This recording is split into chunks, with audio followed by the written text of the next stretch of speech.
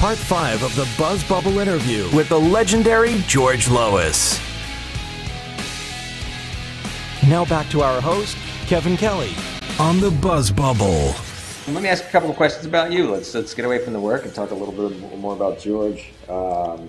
Favorite music? We talked about Springsteen. What else do you like? Do you make time to listen to music? I know. Well, my favorite is opera. You know? Okay. Yeah, and then I love uptown. Yeah. Oh, sure. And I love good show tunes. You know, I love Cole Porter. I love the word. I love the words in the great show tunes. Basically, you know, popular music. I love Roy Orbison. Yeah. He knocks me out. Yeah. You know, I thought he was something special. You know, and of course Dylan. You know. But if I was to listen to music here, if I put opera on all day, I couldn't work. Right, you just I couldn't do it. I couldn't think anything. You know, I mean, because it really, you know, it brings tears to your eyes, and you don't even care about the storyline in the opera. You know, you don't have to know the storyline. I agree, and it's moving without understanding that there's a story going on. The other music that I like I love to hear Greek music. Oh yeah, that moves me.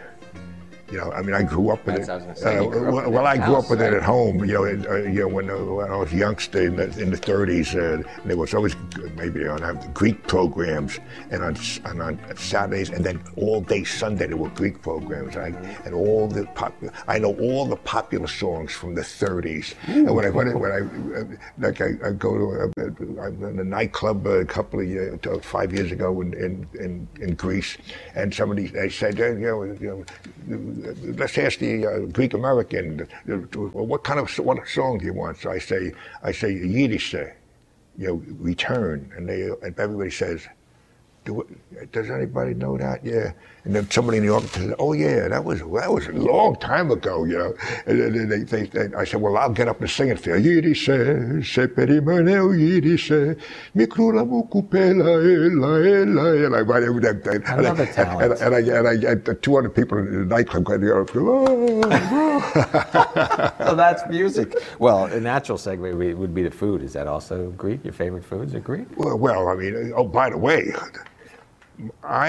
there's a restaurant in town, started a couple of months ago, called Loi, L-O-I, which is my name, but it's the feminine of my name. But everybody, Greeks hear my name, Lois, and they think it's Losopoulos or something, or my name is Loi. You know, you can't do it in English, but the closest is Lois, or L-O-E-S or something.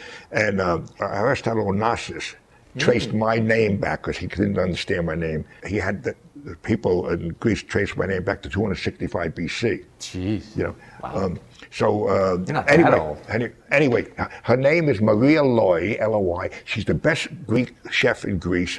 And she opened a restaurant on Broadway and between on 70th Street between Broadway and West End Avenue. Best Greek food in the world. And her name was Maria Loi, and boy, can she cook Greek. She cooks Greek as good as my mother. As good as my mother. And Rosie, my wife Rosie, who's a Polish American, learned how to make like a lot of Greek things. Right. And that's the final test. She said, tastes like mine, you know. How about a favorite word? Do you have a favorite word? Word? Well, actually, that's a contradiction because word for George. I pronounce it ethos, but I'm not sure how Americans pronounce it. That is a great word. E-T-H-O-S, ethos. It's hard to explain what it is. Yeah. It's everything. It's everything. It's your heart and soul. A combination of some brains. How you live, it's who you are. It's the ethos of your life. DNA, you know. Yeah. I use it once in a while, and I'm not sure anybody is with me, you know. But, well, yeah, I don't think everybody. It almost brings a tear to my eye. That is a great word. Yeah. Well, to wipe that tear away, what's your favorite curse word? Could be compound too. It doesn't have to be a single curse, you know. Well, I mean, I've done mother cocksucker, mother something, son of a bitch. I've done 5 words in a row. which, if you're in a rage, it comes out of you George Carlin melodiously. Yes. So Carlin used to do that. Shit, piss, fuck, cunt, cocksucker, motherfucker, and tits. That was my original list. I knew it wasn't complete. But it was a starter. Wasn't he great? Wasn't Carlin great? Oh, he was. I mean, his angst was so wonderful, you know. My favorite thing, one of my favorite things he said once was, "Do what's next," which I thought was a great philosophy of life. You do something, you do what's next. The best line I've ever heard on television, and nobody I have ever run into has ever heard it. And it was oh shit. He was just famous back then. And anyway, he looked like a tramp, you know. He kind of, and somebody said, "Professor, you know, you're always criticizing. Don't get me wrong, but you're always criticizing America, you know. And you know, and I know you're a good American, et cetera, et cetera. But you know, why don't you come up with some things where you can come up with a solution for what might be wrong with America?" And he thought about it for a minute, and he said, "I got it. What I would do is I would cut off Florida and shove it up the Mississippi." Is that a great line? Is that a great line? Whatever. And I have a graphic in my head already. And you know, when Gore lost to the Bush, I said, cut off Florida and shove it up the Mississippi. This is what I like to ask. I ask my creative guests. Now, 50 years or so from now, you know, you go up to heaven, you meet God at the pearly gates. There's a heaven? Well. Holy shit. Again, whole nother show. Are you sure? Yeah, you know, rhetorical. What do you want to hear? I guess I would want people to just think that I was a good man and I was a terrific talent, you know.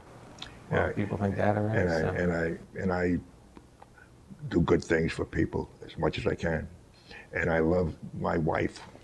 Just one woman, good enough for me. That first wife is the one you're sticking with. She's my first wife, and my wife says, "Why don't you say I'm your second wife? They'll think I'm a trophy wife." And you say, "You are my trophy wife." You are my trophy wife. So what's next? We're going to wrap it up, but I don't think that you're doing the book tour. You're busier than ever. You're busier than most. No, I'm working on all kinds of projects. I'm all kinds of branding. I'm working on things for. I'm working on you know, network shows, and I'm working on branding electric vehicles. Oh, wow! I'm doing a lot of fun. I'm doing a lot of fun stuff. You know? Fantastic! It's all fun, right? Oh yeah, you know. I mean, people say, why wouldn't you retire? You know my glasses, super focused. You know, great campaign. You know, Penn Jillette says, whenever I hear those iconic words, "Oh, say can you see?" I always say to myself, not that good.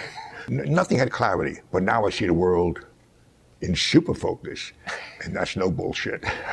That is a true George line. George, thanks so much. It was a real pleasure. I appreciate it. That's it for our interview with the legendary George Lois. Tune in next week for our interview with cognitive anthropologist and founder of BrainCells.com, Dr. Bob Deutsch. Products have to fit into people's lives. People's lives don't have to fit into products. So you better damn well know something about people's lives. That's fair. Right? Absolutely, yeah. Next week on the BuzzBubble.